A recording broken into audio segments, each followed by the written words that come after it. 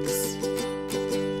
Bravely we prove in our striving, trudging together each day. Where there's a will, there's a way.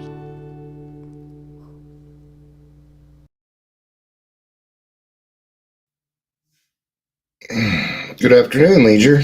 And all my other trudgers. Oh, good old Sundays. All right. Yeah. So when a sponsee doesn't show up for a second, 2 weeks in a row, I think that's kind of it. I always find it enjoyable that I'll go to meetings and people, I fired my sponsor because this and that, or, I had to get a different sponsor because, if you've never sponsored, shut up. There's one guy, I wouldn't just let him go. When I have sponsors, I'm going to chase him. I'm like, man, you are in a world of hurt then, man. It's not that we don't care. It's about using our time wisely. It's about being appropriate with our time. So I also got to confess something here. Something that happened with my daughter about 3 weeks ago. A dangerous situation. Cops are looking into it. And a couple of people involved, right? And we're working through. Of course, they're denying it. They're saying, yeah, no, it didn't happen that way, and and this and this and that, and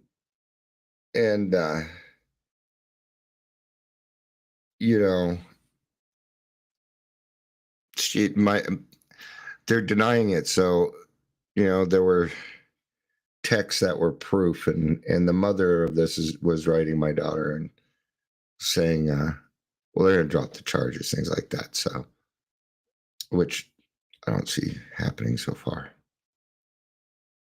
Just trying to sow the seeds of doubt. This personal, a little connected, things like that. But she wrote us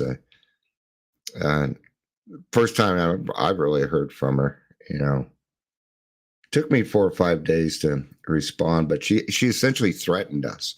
So not only did her daughter and her husband commit an offense towards our family, but then they threatened us. And it took me 4 or 5 days to figure out what to write. And I don't know why I feel nervous that I wrote it, but you know what? Fuck her. And I waited till Mother's Day on purpose. I'll tell you what I'm going to tell you what I said here. And I'll get back to your, I saw your chat there. I will get to that here. Oh, I blocked her so I can't see it. I sent it and blocked. Yeah, I sure did. So essentially it said, first your son-in-law blanks my daughter, and then you threaten us. Do not contact me or any of my family ever again, or I will get a restraining order on you.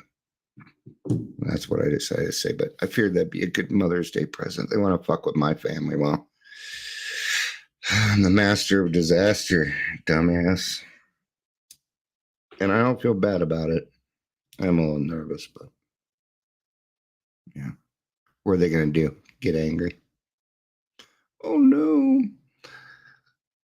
Afternoon, Amber. Leisure says, I just told a friend today that the unity of AA is a miracle only the alcoholic can understand. Amen. You were there for your sponsee. Thank you for being a part of my sobriety. Absolutely, man. All they did was free up my Sunday. So I do hope that they're all right. I don't, what did I really lose on it? I mean, nothing really. 10 minutes of my time waiting for them to show up. That's about it. But But I'm not going to I don't take offense to those things. I used to when I first started sponsoring, but man, now you got to learn how to let those things go. Because what happens if later on he wants to get back in touch with me, and I made, and I was a dick about him leaving or whatever. Yeah. Nah. Welcome, Daily Trudge. I'm Dion. Happy Mother's Day to all you mothers. If you're here, please say hello, whether you're watching the live or the rewatch. All sorts of mothers. All right. The one I really don't appreciate is, well, my dogs are like children. Just stop. They're not like children at all. They're childlike, but I don't like when people do that comparison. Right? Do you ever get phone calls at 2:00 in the morning that your dog's in jail? Well, you might. Maybe I'm wrong. All right. Step 9, made direct amends to such people wherever possible, except when to do so would injure them or others. There's a person we tend to forget in this whole thing. The person doing the person doing the 9th step. You are another. If you're going to be injured, you don't need to be going to your drug dealers and making an amends. Probably not the best idea. I don't know. Anyway, good judgment, a careful sense of timing, courage, and prudence. Dear Prudence, these are the qualities we shall need when we take step 9. After we have made a list of people we had harmed, have reflected carefully upon each instance, and have tried to possess ourselves of the right attitude in which to proceed, we will see that the making of direct amends divides those we should approach into several classes. There will be those who ought to be dealt with just as soon as become reasonably confident and we can maintain our sobriety. There will be others whom we can only make partial restitution, lest complete disclosure do them or others more harm or good. There will be other cases where action ought to be deferred, and still others in which, by the very nature of the situation, we shall never be able to make direct personal contact at all. So those are the different types of amends that are out there. Okay? Yeah, the ones that you need to get taken care of as soon as you can. This is probably your family, your employer. Maybe there's, a good friend, uncles, aunts, but people that are very, very close to us that were there during our drinking. The kids, your wife, your husband, significant partner, whatever you call it. Right? You may even need to make an amends to your dog. Go for it. Right? If we're going to include them in children, we might as well just throw them on in there then, right? I made amends to my dog. I was not very nice to her when I was drinking. Yeah, I did. But what did I do that? I just treated her a lot better is what I did. That's what I did. Yeah. Most of us begin making certain kinds of direct amends from the day we join Alcoholics Anonymous. The moment we tell our families that we were going to try the program, the process has begun. In this area, there are seldom any questions of timing or caution. We want to come in the door shouting the good news after coming from our first meeting, or perhaps we have finished reading the book Alcoholics Anonymous. We usually want to sit down with some member of the family and readily admit the damage we had done by our drinking.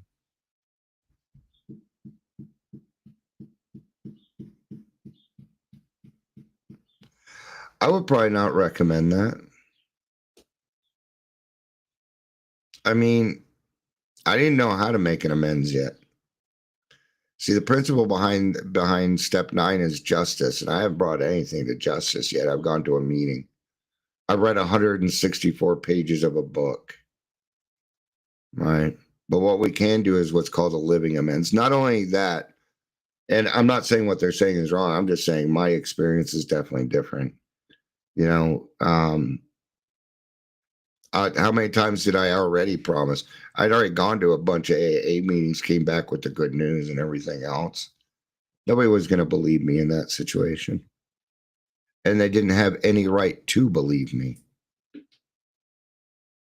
I hadn't done anything. My actions had done nothing in order to get them to believe that I was actually going to change this time. Now I had to put some proof in the pudding. So I did a living amends. That means I started getting stuff done around the house that I was supposed to be doing for years. Take out the trash, do dishes, clean the floors, you know, do whatever needs to be done.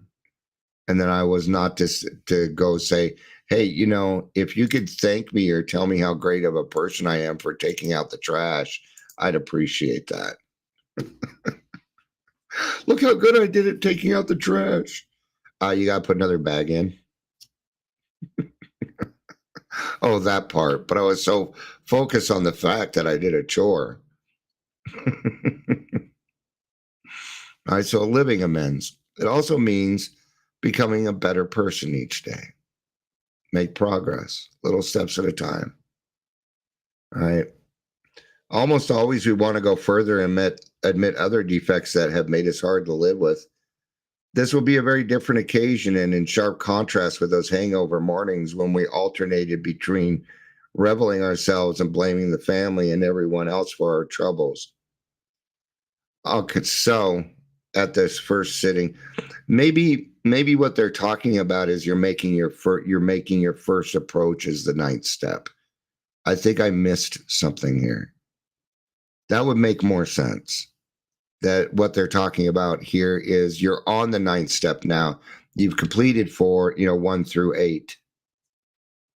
You know, so maybe that's what they're talking about. That would probably be more clear. So I think I missed something there. So in that case, yes, what they're saying is absolutely spot on with my experience. So I just thought of that. I'm like, because when it's like that and I'm not totally agreeing with it, I try and see where maybe I'm not looking at it the right way. That's what goes through my brain. So my thought process in that was, well, maybe they're not talking about just getting sobered. Yeah, maybe they're talking about the first approach in the 9th step. So, all right. Because then it goes on to say this will be a very different occasion in sharp contrast with those hangover mornings.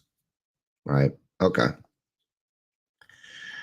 At this first sitting, it is necessary only that we make a general admission of our defects. It is unwise at this stage to rehash certain harrowing episodes. What are they saying? Stay away from particulars. That's what I was taught. Because when I did my 4th and 5th step, I was also to stay away from particulars. The particulars were not the cause and condition. I'm going to use my mom as an example here. Okay. I always like to qualify this. Okay. My mom and I have worked through our stuff. Okay. We've had the hard conversations. So, and we make mistakes. So, and I was out of control, right? My parents needed to put me in a halfway house when I was 14. I mean, I was running away. I wasn't going to school. I was punching holes in the walls. I was scaring the other children. Wussies. Sorry, but 2 of them were older and much bigger than me, so I don't know how I was scaring them. Of course, I see it differently, right? Right. So I could sit there and say, well, when I resent with my mom, I could list all these particulars. Oh, she did this and she did that, and she didn't tell me this till then, and then and that. But that wasn't the cause or condition. The cause or condition was I wanted to be treated the same as the rest of the kids. I wanted to be treated the same. But how could they treat me the same when I was acting much differently? I mean, how could that really happen? So, really, what was it? It was because I was out of control and I had to accept the fact that my parents had limited resources at the time. There we go. Now we're getting somewhere. Now we're getting somewhere. But if I just focus on the bad things other people have done me, man, I'm not going to live a very fruitful or happy life. I'm just going to be angry at everybody all the time. It'd be like Sunday over and over and over again. Usually by Sunday, I'm just wore out on people. So good judgment will suggest that we ought to take our time. While we may be quite willing to reveal the very worst, we must be sure to remember that we cannot buy our own peace of mind at the expense of others. And I think that's the key of the ninth step, right? We can't admit something and, well, if there's been infidelity, are you to bring the other person's name up? That's a hard one to deal with right there. At least for me, it would be. Much the same approach will apply at the office or factory. We shall at once think of few people who know all about our drinking who have been most affected by it. But even in these cases, we may need to use a little more discretion than we did with the family. We may not want to say anything for several weeks or longer. First, we will wish to be reasonably certain that we are on the AA beam. Then we are ready to go to these people to tell them what AA is and what we are really trying to do. Against this background, we can freely admit the damage we have done and make our apologies. We can promise to pay whatever obligation, financial or otherwise, we owe. This generous response of most people in such quiet sincerity will often astonish us. Even our severest and most justified critics will frequently meet us halfway on the first trial. Now, don't create an expectation there that that's going to happen for you. So I'm going to tell you now, there are a lot that I did that they're like, I don't even want to fucking talk to you. Get out of my office.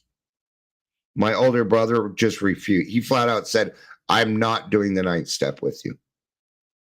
Those were his exact words. I cannot force. I'm just trying to clean my side. I'm trying to clean my side of the street, trying to bring things to justice. But that does not mean I get to make other people relive trauma that they went through. I don't get to do that. Some amends you'll never be able to make. What are you going to do with those? Well, see, we're bringing things to justice. The ninth step, is there forgiveness? Sure. But really, what do people want forgiveness for? So they get into heaven. It's usually why people want forgiveness from God. I found that God's the only thing that can really forgive. Can I forgive someone? Only to the point where it's not a resentment for me so I can move on with my life. But I certainly ain't going to forget it because I don't want it to happen again. So is that really forgiveness if we're not forgetting? I don't know. I think that's for each person to say. For some people, this is the process of forgiveness for them. And if that's the way it works for you, then great. My experience is a little different. Forgiveness happened in step 5 for me. Because there was only one person I really needed to forgive. Me. That was it. How can I forgive other people? Only they can forgive themselves for their transgressions. I can't do that. That's like saying I can get other people sober. No, I can't. I don't have the power to do it. I can't take that obsession away. I don't have the magic formula. The key here is freeing ourselves even more. Reestablishing. Here's the difference. I'm sorry from an alcoholic usually means I plan on doing that again. That's what I'm sorry means from an alcoholic. But when we go out and change because we did other people wrong and we took a bunch of time to make ourselves better, What have we done? Well, we brought ourselves to justice. And then we take that justice and say, hey, this is what I've done. Is there anything else I can do? Is there anything else I need to do for your forgiveness? A lot of times it's no. Maybe we owe money. There's been 2 people. They said, no, Dion, the fact that you got your life together is great. Don't worry about I think it was like $200. So he's like, I don't care about that. I'm just glad you got your life together, man. Thanks for letting me know. That was it. That was it. They were happy about, but they didn't really want much more to do with me than that. Could I blame them? No. No, not really. Good afternoon, Gary. Good to see you, man. This atmosphere of approval and praise is so apt to be exhilarating as to put us off balance by creating an insatiable appetite for more of the same. Or we may be tipped in the other direction. In rare cases, we get a cool and skeptical reception. I'm sorry, but that's not rare cases. Life may have been different now, but now people they aren't as willing to listen. They don't want to take the time. They want to continue being mad at you. You are not required to appease that. I can't force someone to do the 9th step. In fact, most of the people did not want to hear from me on my list.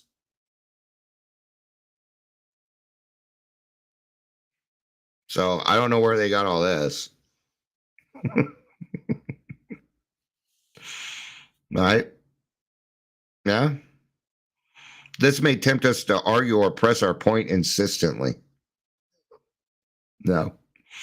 I don't need to prove anything. As God's child, I stand on my own 2 feet. I don't need to bow before anyone.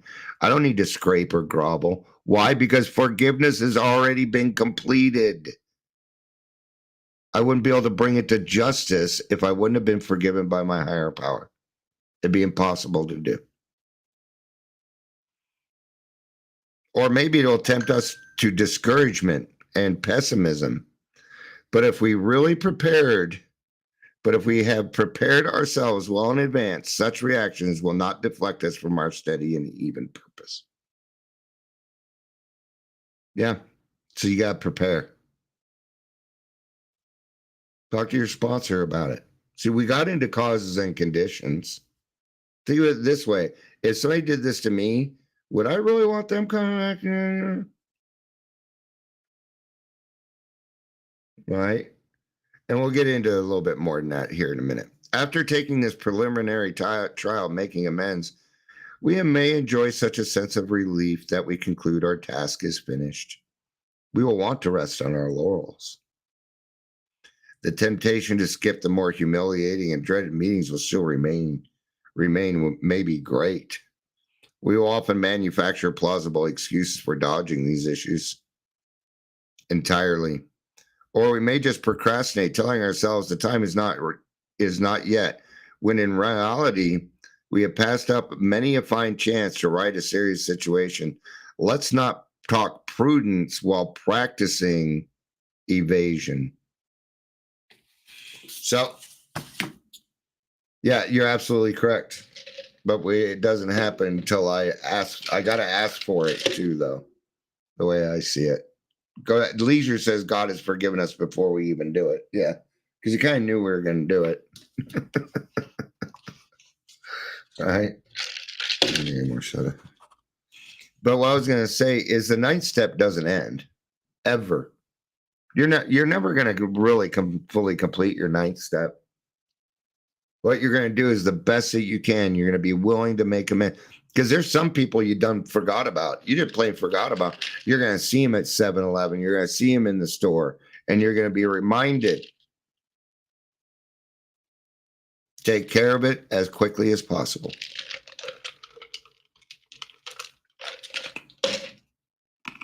And God will show you.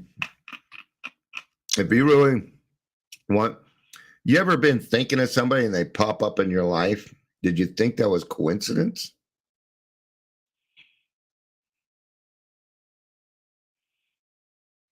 No, it was God. And they did it for a very good reason. I was working with one sponsee. He wasn't sure if he should make an amends to his ex-fiance, and she showed up at his work 3 days later.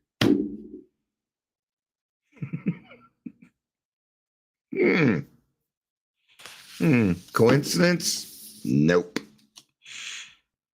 As soon as we begin to feel confident in our new way of life and have begun by our behavior and example to convince those about us that we are indeed changing for the better, it is usually safe to talk in complete frankness with those who have been seriously affected, even those who may be only a little or not aware at all aware of what we have done to them. Oh, they're going to start getting into the, what about bygones? What about, well, they didn't even know I did that. Even more of a reason to do your ninth step. That's just an even better reason to do it. Okay. Have you ever had somebody come up to you and apologize to you for something they had done and you didn't even know it? Didn't you feel the justice? I didn't even know that happened. Yeah, it did. And it was me. And I got to let you know. That's true justice. Now, think of it this way. Now, what is true humility? True humility is doing something for somebody else without them even knowing about it. So, what does justice require? A deep level of humility. That would be justice. All right. The only exception we'll make is it will be cases where a disclosure would cause actual harm. These conversations can begin in a casual or natural way, but if no such opportunity presents itself, at some point we will want to summon all our courage, head straight for the person concerned, and lay our cards on the table. We needn't wallow in excessive remorse before those we have harmed, but amends at this level should always be forthright and generous. If you're still wallowing in excessive remorse, you did not do your fourth and fifth step, or you did not do it correctly. If you're still wallowing in remorse, what happened to, see, that's why we need to understand where forgiveness happens. You can't forget. You can't go running around asking for forgiveness until you've forgiven yourself. It's impossible to do. Ugh. And when you do that, all these other excuses, they just don't pop up. You just get it done. Because when you have forgiveness, the gift from it is courage. And what did it say at the beginning? We're going to need courage. It sure said it. Good judgment, a careful sense of timing, courage, and prudence. You're going to need courage.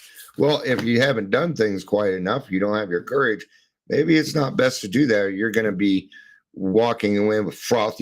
I'm so sorry I did all of that to you. And if anybody has a reason to cry, it's them. If anybody has a reason to be mad, angry, or wallow in any of this shit, it's them, not me. I got my chance. I got my chance already. In the fourth step, when I wrote my grudge list, that was my chance to get it off my chest. And I highly recommend you take it. Yeah. And we talked to somebody else about that will not be affected. Have you ever been so angry you just needed to yell and scream for 5 minutes? It didn't matter what came out of your fucking mouth. You didn't mean any of it, but you needed to do it. Well, there we are. We are. And we can't sit with those things. We can't live. We cannot live in that realm anymore, or it will kill us. And it will hurt everyone around us. So always be forthright and generous. There can be only one consideration which should qualify our desire for complete disclosure of the damage we have done. That will arise in the occasional situation where to make a full revelation would seriously harm the one to whom we are making the amends. Or, quite as important, other people.